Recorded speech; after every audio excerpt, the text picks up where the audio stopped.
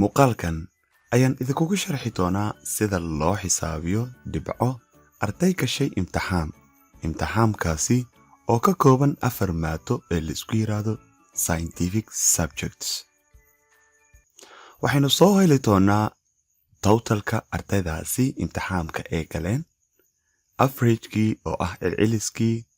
gradeka ardayga uu keenay iyo resultiga oo ugu dambeyn ah natiijada ugu dambeysa ardayga uu ku baasi karo kuna dhici karo. waxaan filayaa in aad raadisay muuqaaladan dhowr jeer, balse muuqaalkan ayaa si kooban kuugu soo koobi doonaa sida loo dejiyo resultiga ama natiijada arday gashay imtixaan. waxaan sidoo kale muuqaalkan aan si fudud idinkugu raacin doonaa hal arrin oo aad muhiim uga ah barayaasha ama qof walba oo doonaya in uu howshiisa soo koobo, waxaana ah form. ardayga markii aad gelinaysid dhibcihiisa, waayo qoristu sometimes waxay kugu qaadanay waqti in aad kala ilaalisid ardaydii. hadda halkan formka ah uma baahna in aad ardaydii kala ilaalisid oo keliya waxaad soo qaadanaysaa magaca nambarka ardayga, magaciisa, maadadii iyo markaasi 4 maado waayo biology ilaa math. kadib wuxuu soo heli doonaa totalka, averageka, gradeka ardaygaasi uu helay waayo 95 wixii ka bata waa A+ iyo resultiga ugu dambeyn natiijadii soo baxday ee ah in uu gudbay. waxaan u degay hoos ardayga labaad, sidoo kale waan diiwaangeliyey 3aad, 4aad, 5aad ilaa 8 arday ayaan diiwaangeliyey. ardayga ugu dambeeya markii aan tago wuxuu dhihi doonaa new record. waxaan ku dhufanayaa halkan oo waan soo gelinayaa sidii si lacayn ah. waxaan gelinayaa magaciisa,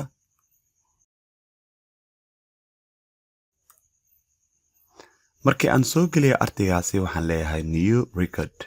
markii aan ku dhufto new record, bal eeg ardaygii halkan ayaa lagu soo diiwaangelin doonaa. marka ardayga waxaan dhahay numberkiisa number 1 ma ahan, waayo nambaradu waxay marayaan 8, 9 ayaa loo baahan yahay. kadib waxaa leeyahay new. ardaygii waa la soo geliyey oo waxaa la soo geliyey daahir cali muuse. 2 maado wuxuu keenay 100, halka labada kalena uu keenay 90 iyo 95. wuxuu ku baasi total ah 385, halka averagekiisu uu noqday 96.5. wuxuuna helay grade ah A+, waana baase. marka habkan waxaan filayaa in uu aad kuu soo jiiday, balse muuqaalkan ayaan ku soo koobi doonaa insha Allah. diyaarso kombiyuutarkaaga. waxaa halkan ku soo diyaariyey shiidka koowaad iyadoo aanan lahayn wax shaqo ah, balse waxaan rajeynaa in aad abuuran kartid oo aad qoran kartid textigan. ugu horeyn waxaan ku bilaabayaa ardayga la dhahayay jaamac xasan geedi. kolomka wuxuu ku jiraa B namekiisa, halka kolomka A aan ku qoray nambarada, kolomka B magacyada, kolomka C waxaan soo geliyey ardaygii jaamac xasan geedi. biology maadada la yiraahdo ee koowaad uu kalay waxa uu keenay 100, waayo safkan waxaa leh isaga oo keliya. haddii aan calaamadeeyo si aad u ogaatid waxa aan sharxayo, mar waliba waxaan ka shaqayn doonaa oo keliya ardayga koowaad. si loo soo helo ardayda kale waxa ay ku xiran tahay in aad soo heshid ardayga koowaad dhibcihiisa, kadib waad jiidaysaa si ardayda kalena loo soo helo. waxaan ku bilaabay jaamac xasan geedi. maadada biologyga waxa uu keenay 100, halka chemistryga uu helay 90, physicsna uu helay 100, mathna uu helay 100. waxaan rabaa marka in aan soo saaro totalka. ardaygan intan oo god isaga ayaa leh, dhibcihiisa ayaana ku qoran. marka waxaan iska qaaday midabkii anigoo taabtay control Z. waxaan bilaabayaa in aan soo saaro totalkii. waxaan soo gelinayaa qaacido mar waliba barnaamijka Excel waxa ay ku bilaabataa equal sign. waxaan taabtay equal, kadib waxaan qorayaa sum oo u taagan summation, isku dar haddii uu farshaga halkan kaaga soo baxo kelig waad ku dhihin kartaa ama waxaad taaban kartaa xarafka taab si loo furo bracket ama waxaad riixi kartaa shifty number 9 marka waddadii ku fudud adiga ayaa yaqaana waxaan taabtay taab bracketka marka lii furay artigan la yiraahdo jaamac xasan geedi maadada koowaad uu kale waa maadadee biology sax godka ay ku qoran tahay maadadaasi koowaad dhibcaha uu keensaday waa 100 buunto 100kaasi uu helay darajo ah waxa ay ku qoran tahay godka C2 waxaan ku dhihi karaa kelig ama waxaan u soo qori karaa si caadi ah markii aan C2 kelig ku dhaho waxaan taabanayaa shifty iyo column oo ah labada dhibcood ee ku dhagan xarafka L dhanka midig markii aan taabto waxaan haddana u tagayaa godka la yiraahdo F2 waayo jaamac waxa uu galay 4 maado ilaa math waa xisaabta godka ay ku qoran tahay dhibcaha uu keensaday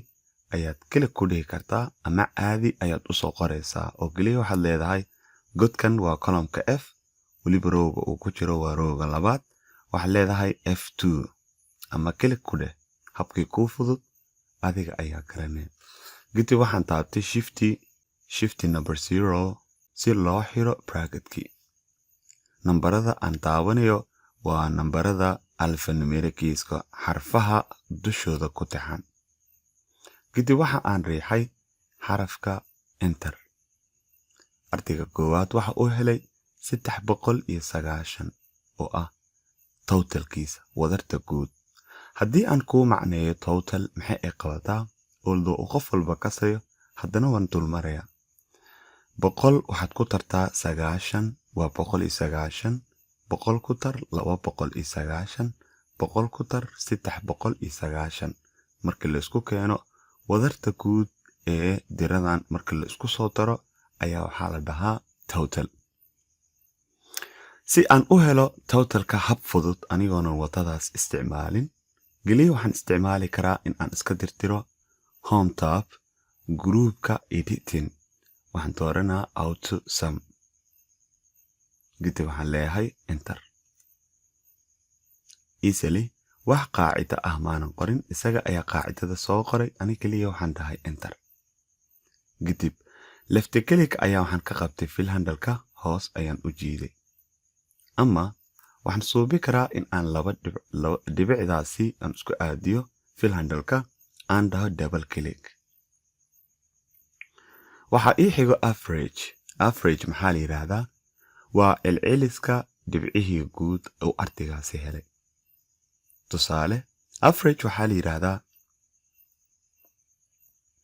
jaamac waxa uu soo kalay 4 maado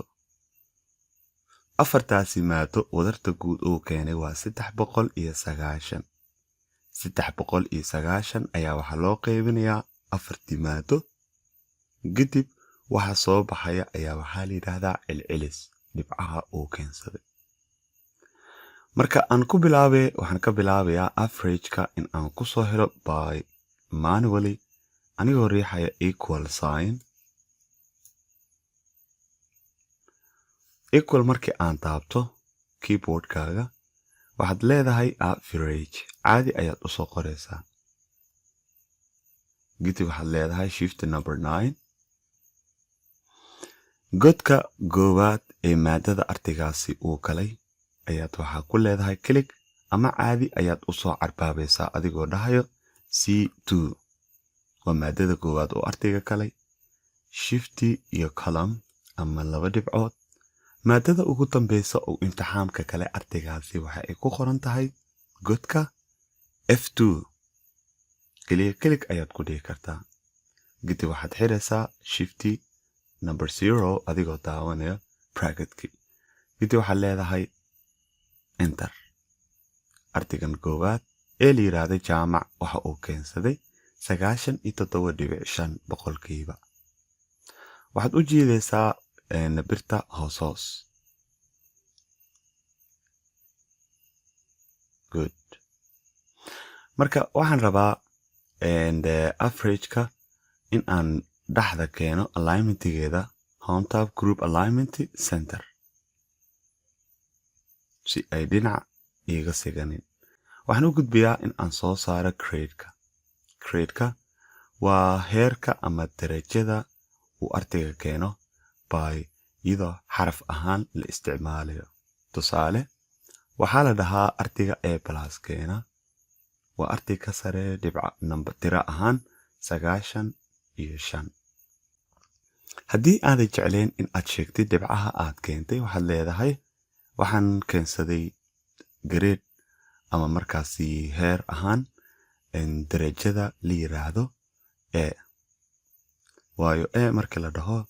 waa 90 iyo wixii ka sare iskuulada qaar halka 90 ilaa 95 ay tahay iskuulada qaar badan sida sharciga ah ee waxa loo yaqaanaa ee 90 ka bilow ilaa ma 95. aan sii waday qaacidada markii aynu qoreyno ugu horeyn waa hab kooban oo dhowr jeer la soo celcelin doono. waxaad ku bilaabaysaa equal waxaad leedahay if marka alignment-ga ayaan left ka dhiganayaa si aad wax badan oo ogaatid. waxaan leeyahay equal if bracket ayaan furay shift number 9 waxaan leeyahay ardayga koowaad average-kiisa godkay ku qoran yahay H2. ardayga koowaad waa ardayga jaamac average-kiisa godka ugu qoran yahay ayaa waxaan ku leeyahay click waa H2. gidi waxaan leeyahay haddii uu ardaygaasi dhibcaha uu keeno ay ka bataan ama ay ka dulmaraan ama ay la ekaadaan 95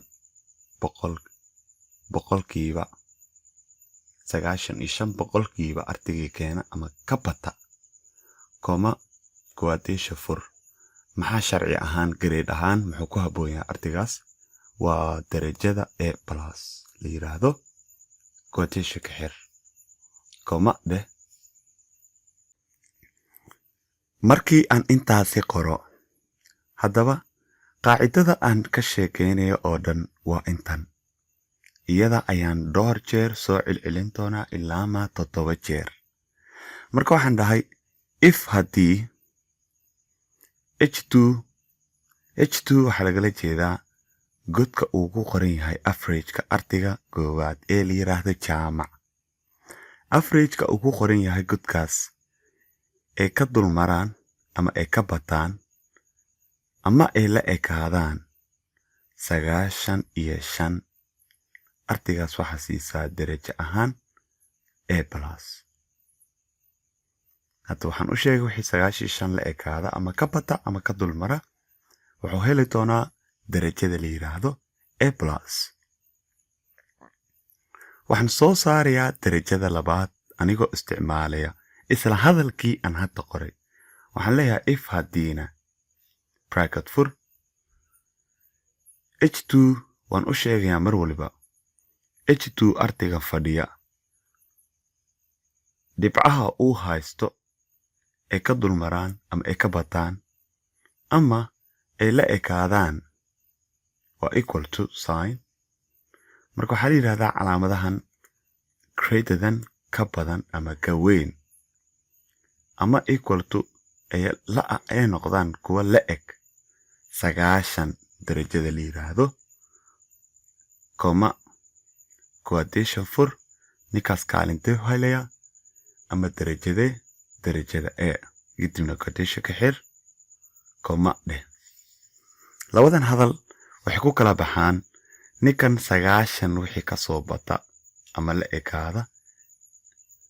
ilaa ma laga soo gaaro 94 waa 95 waa la qaatay wuxuu helayaa ardaygaas ka darajada A. wixii 95 imaada la mid ah noqda 95 ama ka dulmarana wuxuu heli doonaa darajada A+. waxaa leedahay if haddii haddana bracket fur H2 ardayga fadhiya uu ka dulmaro ama uu la ekaado 85 كما ده quotation فور أرتيغاس درجة أهان محو هليا 85 وحي كبطة إلا ما 9 غاريا معناها 89 غاريا 89.9 9 وحي لامد نقضة وإيه إلا ما 4 غاريا 9 وحي نقضنا إلا ما بقل وإيه بلاس marka waxaan dhahay wixii ka bata ama la mid noqda 85 wuxuu heli doonaa darajada B+. ardaygii markaasi hela 85 wixii ka bata ilaa ma 9 laga soo gaarayo macnaha 89.9 ardaygaas wuxuu haysan doonaa darajada B+. haddii 9 mar uu ku soo dhacana ee ayuu qaadanaa ilaa ma laga gaaro 94.9 94.9 hadduu ka gudbo 9 ku dhacana wuxuu heli doonaa kaalinta A+ ilaa ma 100 uu ardaygaas ka keenayo A+ taas ayaa loo wadaa marka waxaan dhahay waxaan soo dhameeyay hal condition waxaan dhameeyay laba condition ama laba argument conditionkii saddexaad ayaan dhameeyay midka afraad wuxuu ka bilaabanaa isna sidoo kale if haddii h2 ardayga fadhiyo ama dhibcaha uu haysto ardaygaasi ay ka bataan ama ay ka dulmaraan ama ay la ekaadaan 85 waa la qaatay sooma 85 ayaa hoos u soconaynaa كما quotation فور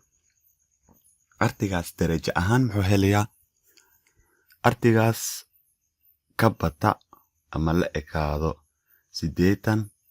إلا ما 8 إيو 4.9 وسو غاري 8 إلا وكسو غاري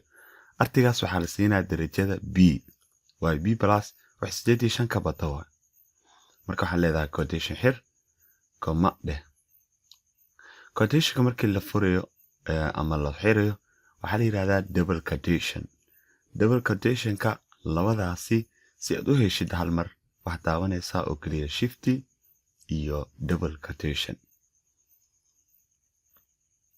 oo buuku si fiican u faahfaahinayo marka waxaan dhahay ardaygaasi wuxuu helayaa darajada B quotation kana xiro adigoo shift lahayo kadib kama kaligeeda taabo waa xaraf ku dhagan xarafka ma waxaad furaysaa conditionkeeni waxaan qaadanay koowaad labaad saddexaad afaraad midka shanaad u gudbeynaa marka if aan leedahay bracket fur h2 ardayga fadhiya dhibcihiisa haddii ay ka bataan ama ay la ekaadaan 75 koma quotation aynu fureynaa ardaygaas waxaa la leeyahay waa kaalinta C quotationki ayaan C+ ayaa la yiraahdaa 75 wixii ka bato waxaan xirayaa quotationki kadib waxaan leeyahay comma isla hadalkii ayaan soo celinayaa waa conditionkeena waxaan qaadanay condition 1 2 3 4 5 midka lixaad wuxuu leeyahay if haddii bracket fur h2 ardayga fadhiya haddii ay dhibcaha uu haysto ay ka bataan ama ay la ekaadaan 70 koma quotation for ardaygaas wuxuu helay darajada C quotation ka xiro adigoo shift la qabanaya koma dheh waxaynu xirnaa halkaas 6 argument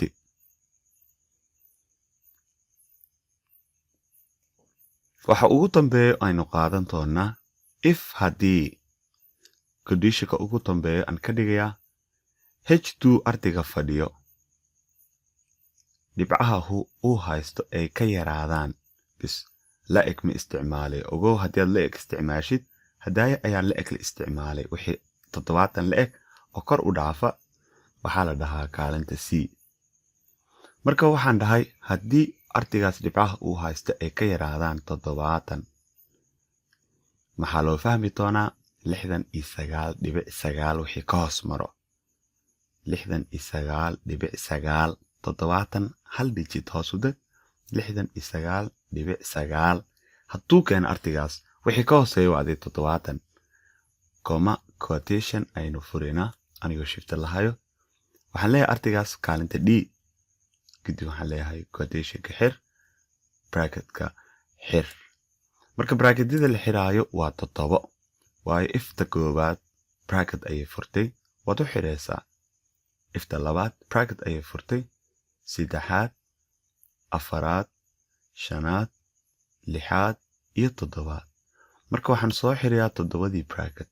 1 2 3 4 5 6 7 waxaan leeyahay oo kaliya enter artiga koowaad wuxuu helay A+ good waxaan u jeediyaa left click anigoo hayo hoos anigoonan sii badinaynin artiga labaad wuxuu helay kaalinta B artiga saddexaad B+ midka afraad B artiga koowaad waxaan dhahay A+ artiga labaad A artiga saddexaad B+ artiga afraad B marka wuxuu fiirinayaa mar waliba artigii ka bata 95 waxaan kula balanay inuu dhaho A+ artigii 90 ilaa 95 keenana waxaan dhahay kaalinta A artigii 85 ka bata ilaa 90 waxaan dhahay waa kaalinta B+ marka waxaan dhahay ugu dambeyn columnka grade ayaan kala ku leeyahay waxaan dooranayaa center ama waxaan u daanayaa oo kaliya laftigiisa ugu dambeyn waxaynu soo saari doonaa resultiga ama natiijada ugu kaba dambaysta ah ee artigaasi uu mutaystay annagoo u fiirinayna artiga darajada uu ku baasi karo ama uu ku dhici karo wadamada badanaa way kala sharci duwan yihiin annagu ka sharci ahaan dalkeenu wax dastuuro saa'id u adag oo ardayda saaran ma jiro waayo artiga waxa uu ku dhacaa 50 wixii ka hoos mara halka wadamada qaar ay suubiyaan 70 wixii ka hoos mara halka wadamada qaar ee saa'idka markaasi u ilaaliya ardayda ee rawaanba darajo intaa ka badan kuwa qaarna waxay rabaan 60% halka wadamada adduunku badan ay u badan yihiin 60% ardayga ka yaraada in loo fahmi doono in uu dhacay haddii xataa shahaado lagugu siiyo waayo shahaadada laguma diidayo balse waxaa tahay qof markaasi liita waxbarasho ahaan ama faham ahaanba si ay kuu fahmayaan marka waxaan soo saaraynaa ugu dambeyn resultiga artiga in uu baasi karo ama in uu dhici karo waxaan ku bilaabayaa equal waxaan leeyahay if haddii bracket ayaan furay averageka artiga koobaad waxaan dhahay h2 haddii dhibcaha artigaas uu haysto ay ka bataan waxaa la yidhahdaa greater than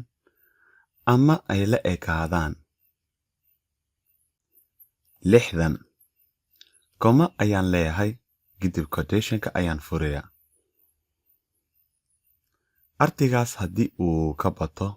dhibcaha uu haysto ama ay la ekaadaan 60 waxaa loo fahmi doonaa gudbay waa Soomaali ahaan ayaan u qorayaa Englishna waad ka dhigi kartaa shifty iyo quotation ayaan taabtay koma ayaan dhahay filo if true waan qoray hadalkii haddii uu run noqdo waxaan dhahay gudbay waxaa liiga rabaa filo if false haddii hadalkii uu been noqdana micnaha uu gudbi waayo uu keeni waayo shuruutan aan meesha ku suubisay waa inuu ka bataan ama ila ekaadaan 60 aan dhahay marka haddii ay ka hoos maraan ka waran waxaa la yidhahdaa filo if false waxaa leedahay shifty iyo quotation markii aad furtid double quotation ayaa furmayo haray ama dhacay saa u taqaanidin waxaan iska leeyahay marka dhacay kadib waxaan daawanayaa shifty quotation bracketka ayaan xiray waxaan leeyahay enter artigii koowaad waa uu gudbay artiga labaad sidoo kale saddexaad marka waxaa dhacay harkan 2 arday oo kaliya laba arday ayaa dhacay inta kale waa ay gudbeen marka waxaan rabaa in aan arday dhexda ah aan dhigo sidoo kale ardaygaas waxaan siinaa 10 darajo maadadan kale waxaan siinaa 20 si uu u helo waxa isbedelaya automatically grade-kii total-kii iyo average-kiiba waxay indhaha ku hayaan intan marka ardaygaasi wuu haray ninkan dhexda ah waxaan iska siinaa dhibco macquul ah hadda xogta waxaad ka dareemaysaa in ay jirto isku qasnaan arday 200 haysto 15 waxaa ka hooseeya arday 253 haysto waxa loo baahnaa in uu soo dulmaro marka waxaan dooranayaa godka totalka waayo average-ka badana laguma kala saari kara arday waxa laga yaabaa iyagoo isku average markii totalka la imaado in ay kala duwan yihiinba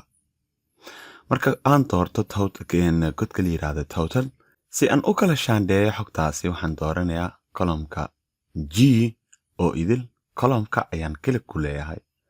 gidi waxaan tagayaa marka aan column-ka doorto taabka la yiraahdo data tab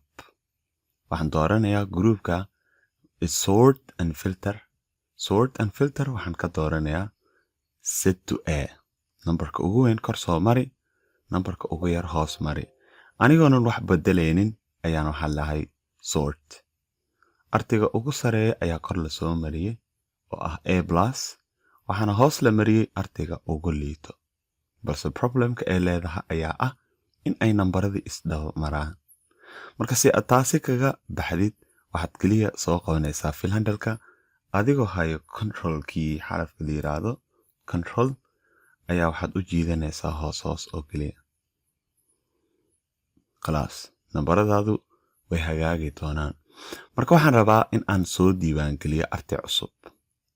halkan ayaan ku qoray intan waa ardaydii baastay arday cusub in la diiwaan geliyo waxaan kaliya ku leeyahay godkan halka form-kan aan ka keensaday ayaan ku tusiyaa okay aniga waan iska saarayaa hadda markii aan saarayay waqtiga si uusan igu badan waan boos gareeyay muuqaalka kadib ayaan iska saaray marka waxaan rabaa in aan hal mar soo wada furano waxaan furi file office-ka aan isticmaalayo aan ku xasuusiye waa Microsoft Office 2019 maybe hoos markii aan doorto adiga maybe properties-kaaga in ay dhexda ku qoran yihiin waxaan klik ku dhahay file waxaan dooranayaa option waxaan sii dooranayaa quick access toolbar markii aan inta la soo kalo wax ay ku kala duwan yihiin malaha markii laga reebo icons-ka sometimes waa la qurxiyo insha Allah muuqaalkooni ayaan ka dhigi doonaa waxyaaluhu kaga duwan yahay Office 16 kan marka ugu horeyn aan raba in aan formkii soo furo waxaan dooranayaa choose commands from here halkan ka doora amarada waxa saaran popular commands ka caanka ah waayo waxaan leeyahay and all commands amarada dhan iyo soo saar waxaan doortay dhaxda oo kaliya ayaan klik ku dhahay gidi waxaan garaacay xarafka F ama xarafka fa oo keyboard-ka ku yaala ilaa ma aad ka heshid form yes markii aad heshid waxaad dooranaysaa add oo dhaxda ku taalo si loo soo geliyo quick access toolbar waxaan dhahay kadib okay after that form halkan ayuu ii soo galay waxaan ku leeyahay hal mar oo kaliya click waxa ii soo baxay ardaydii diiwaanka shanaa waa jaamac number 1 dhibcahan haystay grade-kaas ku baasay next markaan u baahanahay filaarta hoose ayaan daawanaa ilaa ma laga helo artiga ugu dambeeyo oo ah markaasi la yiraahdo Sakariya ayaa ahaa the last student waa number 8 waana sax waxaan rabaa in aan arday cusub diiwaan gashado waxaan daawanayaa filaarta hoose new record marka uu ku soo baxo godkana ever uu noqdo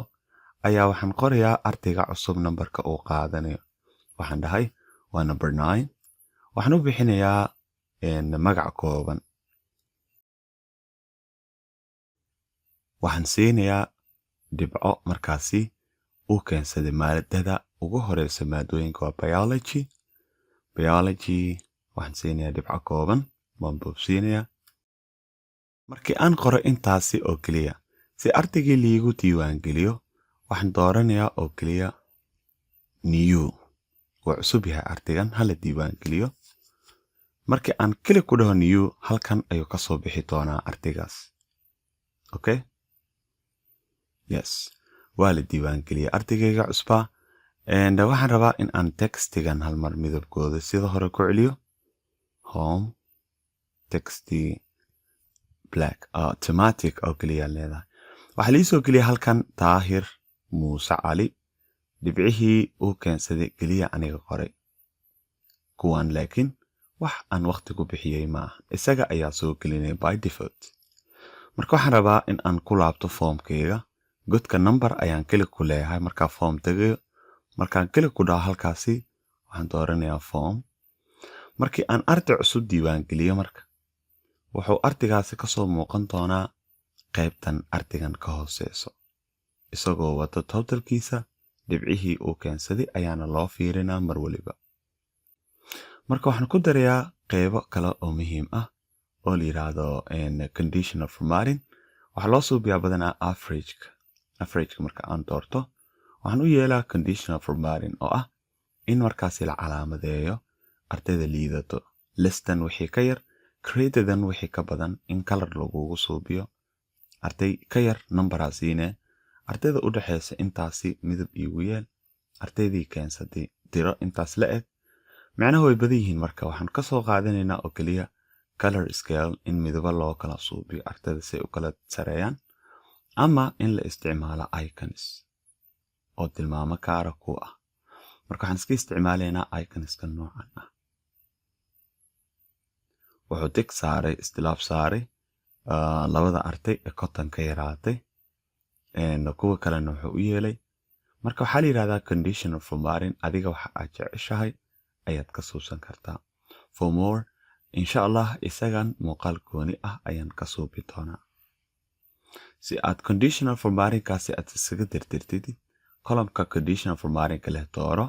waxaad furaysaa conditional formatting waxaad dhahdaa clear rule from select cell waa laga tirtiri doonaa ugu dambeyn waxaan diiradda saari doonaa hal qayb oo aad muhiim u ah markii la dejiyo xisaabaadka kadib halkan waxaan ku soo qaatay Jaamac Xasan Geedi waxaan soo saarnay totalkiisa oo ah wadarti guud 390 bunto waxaan kaloo soo saaray averagekiisii oo ah 97.5 balse haddii aad loo sii fiiriyo ninkan waxa uu keenay 98%. waxaan taasi u leeyahay decimal places waxaa la yiraahdaa decimal point dhibicda wixii kadaalka jira haddii ay soo gaaraan 5 waxa ay bedeli karaan digitka markaas dhibicda dhanka kale ka xiga marka waxaan dhahay halkan anigoo taagan ama column-ka dhan wada doortay waxa qurux badan mar waliba in aad dooratid qof markii aan artigan kali ku dhaho waxaan taabanayaa decrease yarey decimal placeska increase badi waaye decrease na yarey marka waxaan dhahay decrease waxa uu helay 98%.